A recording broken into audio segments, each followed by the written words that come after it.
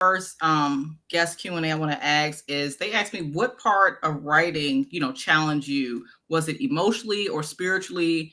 And was there a scene that you wrote that surprised you?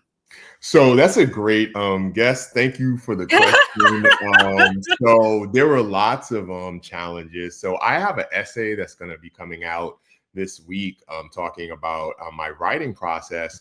And Wow. so I talk about when I'm writing, I use music as a way to channel emotion and to immerse myself in sort of the mood of a book.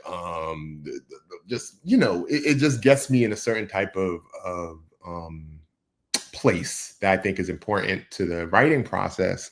And so at one point, my editor, who I'm really tight with, and she tells me like it is. She was like, "Oh, your characters are flat. When I bought this on board, we thought this was going to be like something that would really have your characters really grappling with certain types of issues, and I think you need to go deeper." And so she told me I had to journal and make myself cry. And so I was like, okay.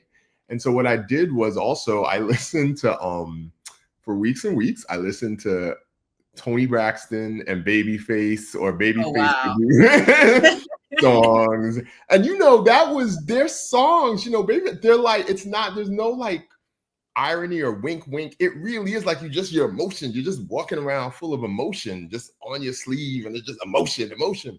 And I just sat with that and I cried and I cried and I let stuff from my past come up and I put it in my characters.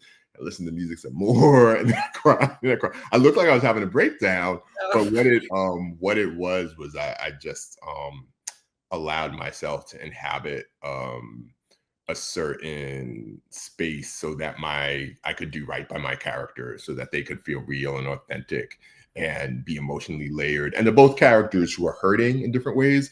And so that sense of yearning, that sense of like, I'm kind of in anguish. And as the writer, I needed to be able to convey that effectively to readers. So yeah. And I think you asked also what was something that was surprising to me. And just after that process, how much better I felt. Like some of the um experiences that the psychic character named Fonzie, what he went through and figuring out what he wants romantically with his dating and yeah, I was able to like let a lot of that stuff go because I worked it out,